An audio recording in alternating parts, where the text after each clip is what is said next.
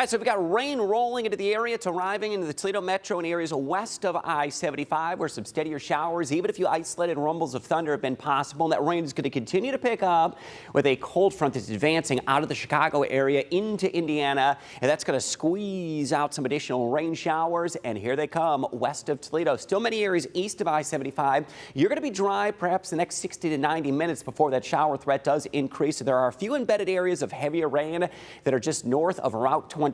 That does extend from about Ridgeville Corners down to Okolona, over toward Napoleon, just on the north end of Napoleon. We're looking at some of those steadier showers that are rolling to the north and to the east. They'll clip you in Liberty Center. More so dry down there toward Malinta and into central parts of Henry County. Steadier rain from about Lyons and down Route 109 to the Ohio Turnpike, over toward Assumption. Some steadier rain, and that's going to be right along Route 20 as that rain picks up into western Lucas County. So where we stand right now, we're at 6.5 inches, just over that, of total precipitation for this month. It is now the second wettest April ever on record, and that doesn't include anything that falls this evening. If we get just over a half an inch of rainfall, we'd be pushed to the wettest April on record. We currently stand at the second most, and I do expect we're going to get more rain tonight. Now, quick recap of what occurred from Friday into Sunday. If you're just catching up on some of the headlines of the day, we had a major outbreak of tornadoes across eastern Nebraska, western Iowa. That was Friday night. Then that shifted into Saturday across Oklahoma and Texas, where there were multiple reports of about 40 tornadoes. One of them just rated an EF4 tornado, and then a handful of tornadoes that continued into Sunday. Now, all totaled, those 3 days, 138 tornadoes that were reported from eastern parts of Nebraska, Iowa, all the way down into North Texas.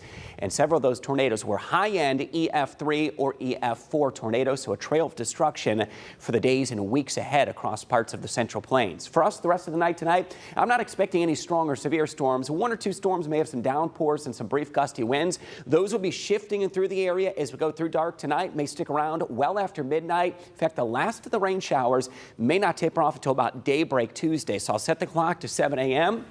That front working into the area gives us that last little burst of some rain right around daybreak, and then we'll dry out with clouds decreasing and more sunshine. It is going to be a brighter and beautiful looking Tuesday afternoon. Showers will be likely tonight, calling for a quarter to a half an inch of rainfall. Lows to hold steady right around 60. For your Tuesday, a gorgeous afternoon. It'll turn mostly sunny, dry and mild, lower 70s, and that kicks off some much needed dry weather for the early part of May. Wednesday and Thursday, 2 dry days, making it toward 80 or warmer. Friday, that's our next chance of some rain showers and a few rumbles of thunder. Highs in the upper 70s. Then toward the weekend, lower 70s. First weekend in May, mid 70s on Sunday, and a few showers on Sunday. But this is the time of the year, Jeff and Melissa, that we're really looking forward to dry weather. Our area farm fields in particular really can't handle much more rain as we head into the growing season.